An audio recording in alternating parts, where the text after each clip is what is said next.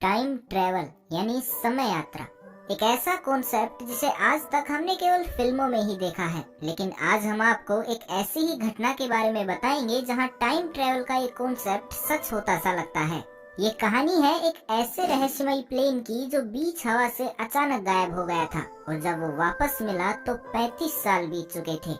दरअसल ये घटना 4 सितंबर 1954 को सैंटियागो एयरलाइन की फ्लाइट EWA 513 के साथ घटी थी।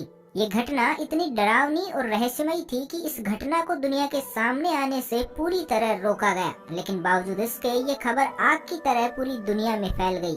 4 सितंबर 1954 को सैंटियागो एयरलाइन की फ्लाइट EWA 513 ने वेस्ट जर्मनी के एक एयरपोर्ट से 52 लोगों के साथ पोर्टो एलेग्रे ब्राजील के लिए उड़ान भरी।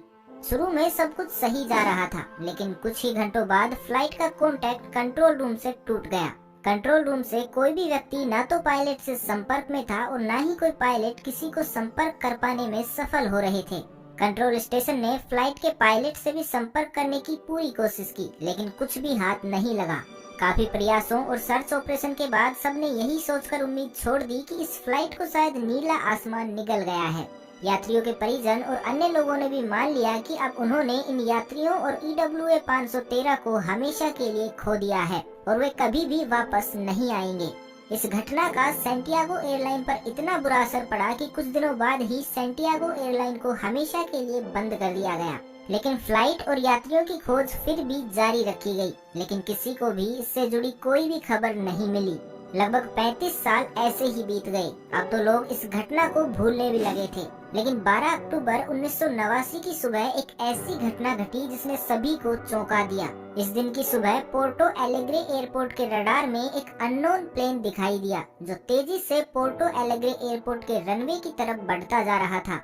जब एयरपोर्ट के ट्रैफिक कंट्रोल रूम तक ये खबर पहुंची तो सभी ने अपना ध्यान इस प्लेन पर केंद्रित किया, लेकिन जैसे ही ये प्लेन नजदीक आया तो सब एकदम हैरान और परेशान हो गए, क्योंकि उन्होंने प्लेन पर सैंटियागो एयरलाइन लिखा हुआ पढ़ा था। लेकिन अब तक तो सैंटियागो एयरलाइन को बंद हुए 35 साल बीत चुके थे, तो ये फ्लाइट बिना किसी चेतावनी के कैसे आ सकती थी और अब तक कहाँ थी। सभी लोग इसी बारे में सोचकर घबरा रहे थे और थोड़ा डर भी रहे थे। कंट्रोल रूम के लोगों ने फ्लाइट के पायलट से संपर्क करने की कोशिश भी की, लेकिन उन्हें कोई जवाब नहीं मिला। ये घटना जितनी उत्सुकता पैदा करने वाली थी उतनी ही डराने वाली भी थी, लेकिन अभी कंट्रोल रूम के लोगों को इस बात का बिल्कुल भी एहसास नहीं था कि अभी ये घटना और भी डरावना रूप लेने वाली है, जिससे उनके होश उड़ने वाले हैं। खैर, इसी बीच प्लेन पोर्टो एलेग्रे एयरपोर्ट पर लैंड हुआ। जब पायलट से संपर्क करने पर भी कोई जवाब नहीं आया तो वहां मौजूद लोगों ने प्लेन के अंदर जाने का फैसला किया। जैसे तैसे वहां के लोगों ने प्लेन का दरवाजा खोला, लेकिन वो अंदर जाने के नाम से डरे हुए थे। लेकिन मन में एक जिज्ञासा भी थी कि आखिर प्लेन के अंदर चल क्या रहा है। हिम्मत करके जैसे ही लोग अंदर गए तो प्लेन का मंजर देखकर सभी हैरान हो गए।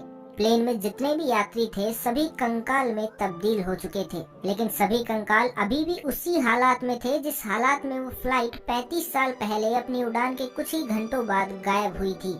यहाँ तक कि सभी कंकालों की सीट बेल्ट भी बंधी हुई थी। अब यहाँ लोगों के मन में काफी सवाल भी थे, जिनका जवाब लेने के लिए एयरपोर्ट अथॉरिटी के लोग कॉकपिट के दरवाजे की तरफ पायलट से मिलने गए।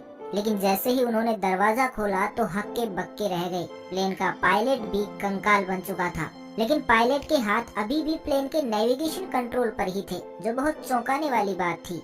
ब्राजील की सरकार ने इस प्लेन की खबर और पूरी रिसर्च की जानकारी बहुत ही गोपनीय रखी। उन्होंने पूरी कोशिश की कि किसी भी तरह की कोई भी इंफॉर्मेशन बाहर न आ पाए, जो कि हुआ भी। किसी को भी इस प्लेन की पूरी और सटीक जानकारी नहीं मिल पाई। जब ब्राजील सरकार की तरफ से इस तरह का रवैया दिखाया गया तो इस बात ने बहुत सी इन्वेस्टिगेशन एजेंसी का ध्यान अपनी ओर केंद्रित कर लिया, जिसमें से कुछ पैरानॉर्मल इन्वेस्टिगेशन एजेंसी सबसे आगे थी। इन्वेस्टिगेटर ये जानने में बहुत दिलचस्पी दिखाने लगे थे कि आखिर उस दिन क्या हुआ था। आखिर उस घटना में ऐसे कौन कौन से राज छुपे हुए थे जो पैरानॉर्मल एजेंसी और ब्राजील सरकार बाहर नहीं लाना चाहती थी।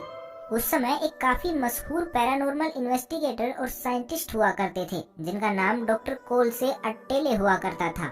ये घटना उनकी नजरों से भी नहीं बच पाई और उनका ध्यान भी अपनी ओर खींच लिया। उन्होंने फैसला किया कि वे इस घटना के असली राज और सभी कारण दुनिया के सामने लाकर रहेंगे, जिसके लिए उन्होंने जी तोड़ मेहनत भी की।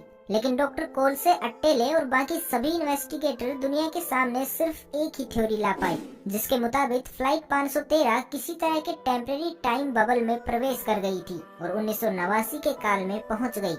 अगर इसको आसान शब्दों में समझा जाए तो फ्लाइट 513 किसी तरह के टाइम ट्रेवल में पहुंच गई थी, जिसकी वजह से ये अद्भुत यात्रा हुई। लेकिन यहाँ एक सबसे बड़ा सवाल था जो किसी भी थ्योरी को गलत साबित कर सकता था, और यहाँ तक कि इस सवाल की वजह से इस घटना की वास्तविकता पर भी संदेह किया जा सकता था। क्योंकि अगर एक पल को मान भी लें कि ये फ्लाइट टाइम ट्रेवल बबल में एंटर हुई और 1989 में पहुंच गई होगी, लेकिन 1989 में पहुंचने के बाद फ्लाइट को पायलट का कंकाल सकुशल लैंड कैसे करवा सकता था। हालांकि कुछ लोग इस घटना को महज एक काल्पनिक कहानी बताते हैं, बिल्कुल उसी तरह जिस तरह एरिया 51 में एलियंस के होने का दावा किया जाता रहा है। लेकिन कोई नहीं जानता कि आखिर इस पूरे घटनाक्रम के पीछे क्या राज छिपा हुआ है। तो आपको इस घटना के बारे में क्या लगता है? अपनी राय कमेंट बॉक्स में जरूर दीजिएगा।